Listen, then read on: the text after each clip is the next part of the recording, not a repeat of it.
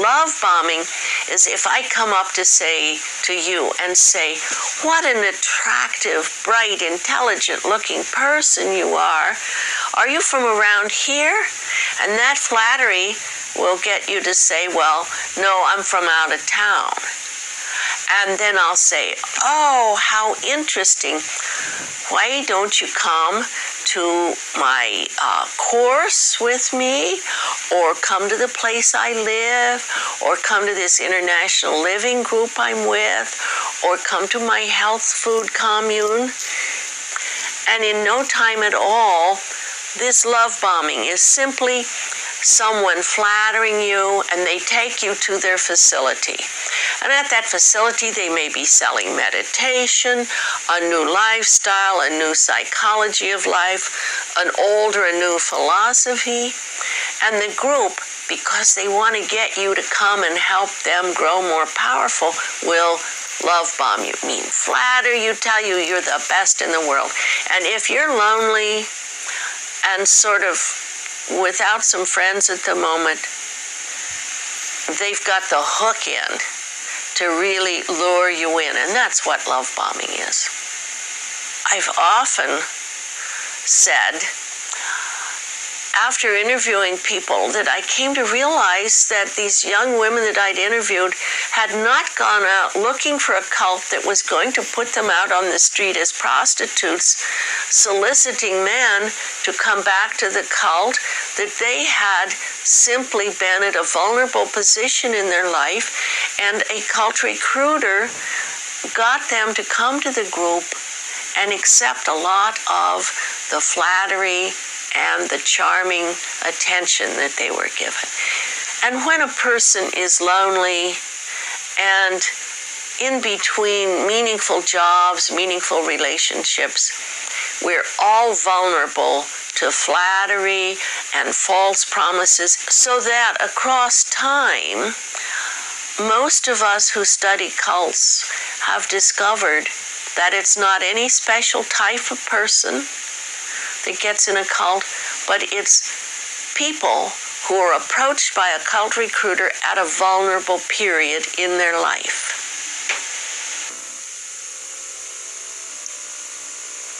Secondly, to run a thought reform program, you need to get a hold of a good deal of the person's time, and especially their thinking time, so that they don't dwell critically on what they're doing, they don't think about it, and you get control of their time. So you start splitting them off from their friends, their associates, and getting them dependent on you.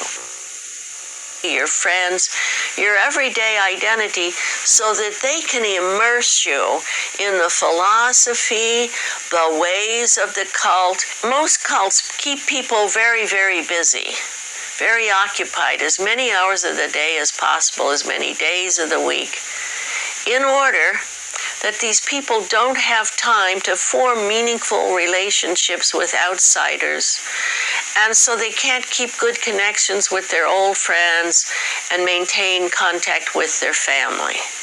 Not all cults are living.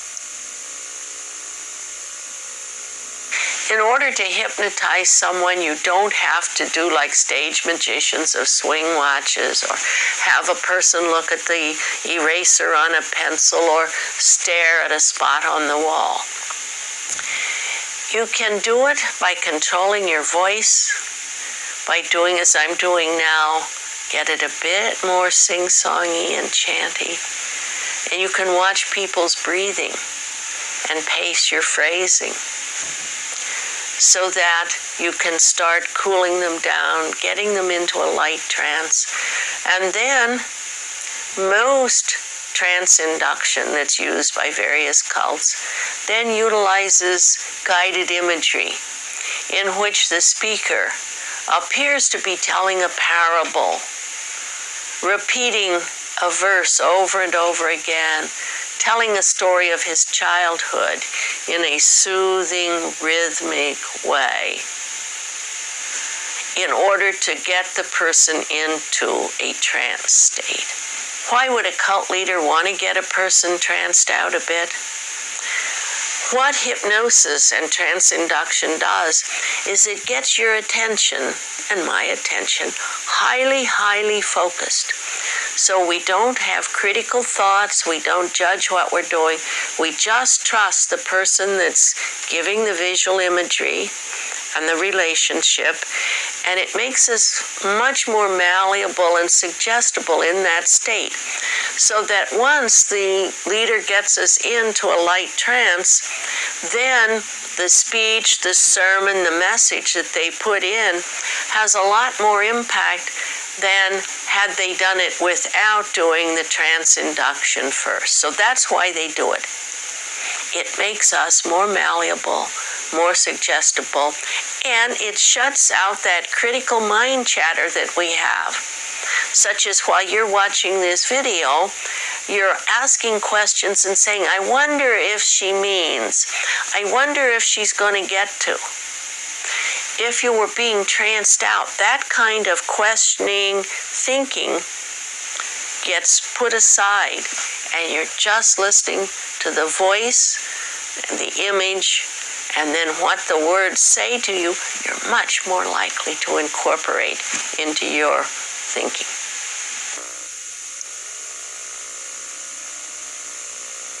Another quality of cults is that they are elitist, in which they believe that all the members are special persons and above others in the world, so that makes it all right for the double set of ethics to be used. Most cultic groups differ from altruistic and educational groups in our society because the primary purpose of cultic groups is to gather more members and to gather more power and money for the cult leader, so that it's primarily the promotion of the cult leader rather than the growth and development of the followers.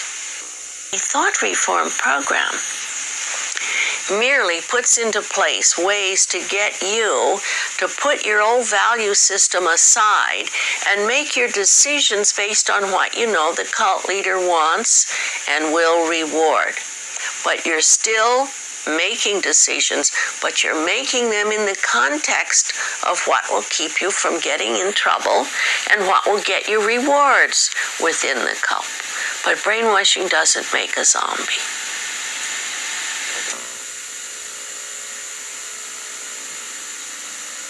In order to put into place a coordinated influence program, you don't have to lock them up. You don't hold a gun at the head. In fact, just the opposite. A smiling big brother effect is far more effective.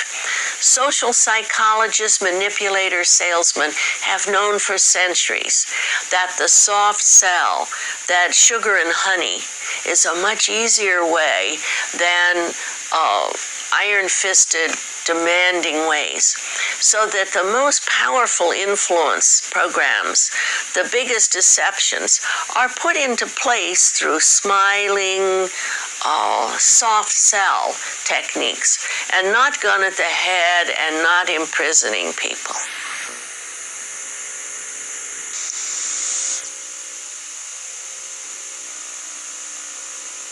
Many recruiters for cults do not reveal the true name of their group. And many of the large international cults have many corporations and organization names. And people will be invited to a dinner, invited to a lecture, invited to a number of events, and they have no idea that the major cult is really what they're going to under another name. Some cults do give their name up front, but the average citizen doesn't do enough reading to realize what this means. Cult recruiters don't try to argue a person into the group.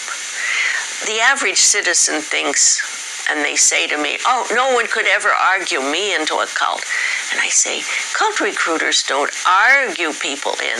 They are real soft soap, soft sell, convincing salespersons who lure you in, who cajole you in, who flatter you in, they come up and they say, you look like an open, loving person. I'd love to tell you about this group I'm studying with.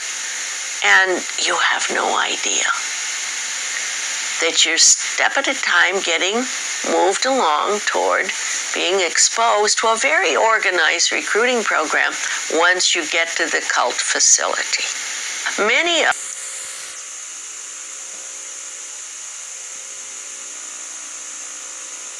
Many recruiters for cults do not reveal the true name of their group.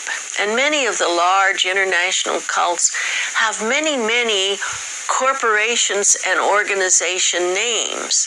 And people will be invited to a dinner, invited to a lecture, invited to a number of events, and they have no idea that the major cult is really what they're going to under another name. Some cults do give their name up front, but the average citizen doesn't do enough reading to realize what this means. Cult recruiters don't try to argue a person into the group. The average citizen thinks, and they say to me, oh, no one could ever argue me into a cult. And I say, cult recruiters don't argue people in. They are real soft sell, convincing salespersons who lure you in, who cajole you in, who flatter you in. They come up and they say, you look like an open, loving person. I'd love to tell you about this group I'm studying with. Now, the Jehovah Witnesses, they are known for this. And the main thing about them is they always saying, don't argue. We don't supposed to argue. Same thing with the so-called Christians and Christianity. We don't argue the Bible. We don't argue the Bible. We don't supposed to argue the Bible. Now, when you go to the Bible, it tells you in Proverbs 25:9, debate thy cause with thy neighbor himself, and discover not a secret to another. Meaning, don't have no secrets. Don't have those secrets that you know that this person will want to know about, and you not telling them. And debate the cause, meaning we want to know both sides of the story. We want to know both sides of the argument, and we going to go through both of them. We going to explore the good and the bad. See, the bad and the ugly. But that ain't what the Jehovah Witnesses do. What they do is Proverbs 26:25. It say, when he speak fair, believe him not. This is the Most High and the universal creator and the universal God telling you. When he speak fair, when he come with this nice, soothing speech, when he's flattering you, just like this lady is saying now, it's a known salesman strategy. It's a known deception and a known way to trick somebody. The Lord is telling you the same thing. When he speak fair, believe him not. Don't believe a Jehovah Witnesses coming up to you telling you something and they trying to be all nice. Oh, and if you get any kind of disagreement with them, oh, we don't argue the Bible. Well, I will come back and talk to you at a better time. They want to rush out of the rush and run. Let's get Proverbs 26:28. It say, a lying tongue hate those that are afflicted by it, and a flattering mouth worketh ruin. See, somebody that's trying to come flatter you, them people is working wickedness. They are trying to ruin you. Thus says the Lord. Proverbs 28:1. It say the wicked flee when no man pursueth. See, once you get into that arguing state and they think you trying to argue, they hit the road. Choom, they out of there. Because this is what the wicked do. The wicked flee when no man pursueth. In a cult, somebody who's trying to lie to you and trick you, this is what they push and tell their peoples. If somebody try to argue with you, you end the conversation and you hit the road. But that is what the wicked do, according to God. And it said, the Proverbs 28:1, it goes on to say, but the righteous are bold as a lion. See, a righteous is going to do this to you. This is what the righteous is going to do. They are bold as a lion. This is what the righteous is going to do. Isaiah 58:1. Cry aloud, spare not. Lift up thy voice like a trumpet, and show my people their transgressions, and the house of Jacob their sin. Cry aloud. See, his peoples is going to come and cry aloud to you. They are going to be aggressive. They're going to be like a lion. They're not going to be soft. They're not going to be trying to trick you and flatter you and hypnotize you. What Proverbs 27:5. Open rebuke is better than secret love. Openly telling somebody, you're doing wrong, man. This is how you're supposed to do it. You need to hurry up and do this. This is how you do things. See, that's what you do with a bad behind child, too. You don't get to talking to this child and thinking that things are sweet and things is going to be easy. You rebuke that child. Hey, sit your behind down over there. Y'all stop playing in this house. That's what you do when you dealing with discipline, when you dealing with correction, when you trying to correct somebody and put somebody on the right path. That's how you distribute righteousness. That's how you do it.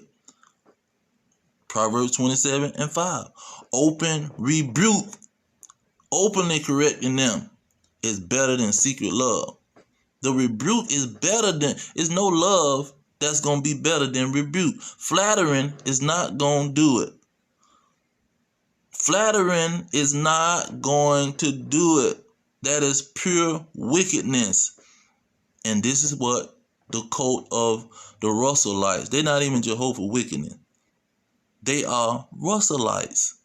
The Russellites, who was following the man Russell, who had a deep relationship with one of the Rothschild Jewish peoples, who was one of the Freemasons that set up the Jewish people, to set up their whole taking over the Holy Land and going back to the Holy Land. He was bringing up all kinds of meetings and congregating them together, trying to tell them and organize how they was going to go back to the Holy Land. This so-called Christian man, the head, Benjamin, not a Jew, he was telling them that this man is he's not been given his credit.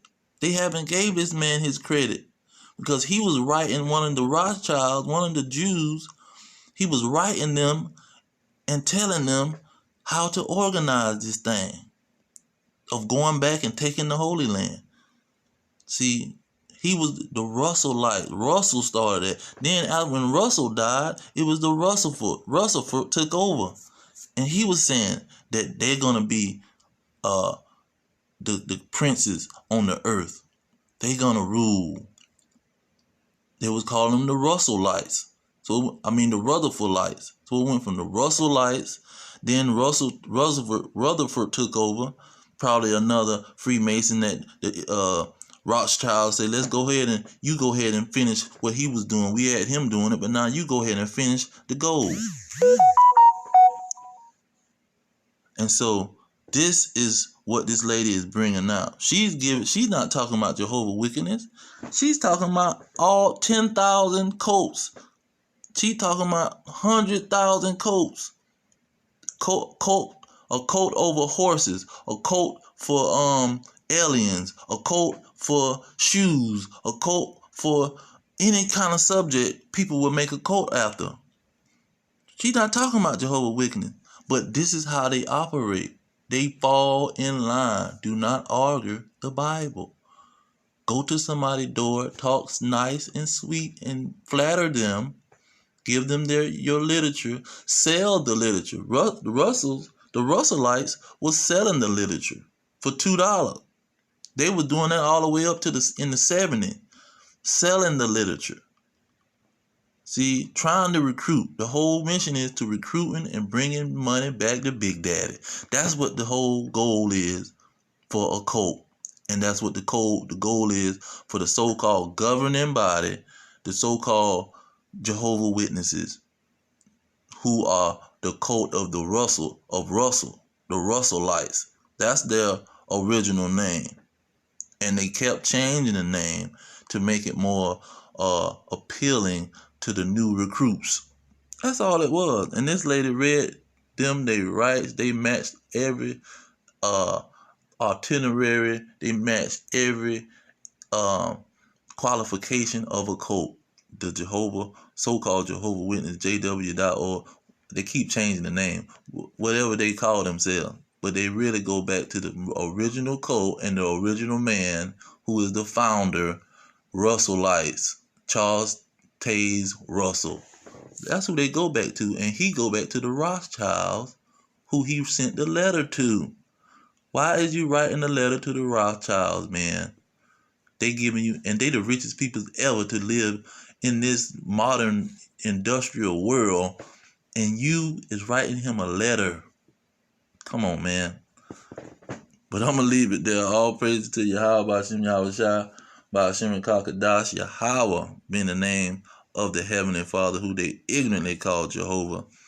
Yahushua being the name of his only begotten Son, who they ignorantly call Jesus Christ. It's the double honor to the elders pushing the truth. Peace to the elect, the black, Hispanics, and Native Americans, descendants of slaves, scattered around the globe, the original sons of Jacob, the original bloodline sons of Jacob, and the kingdom of Israel is at hand. Shalom.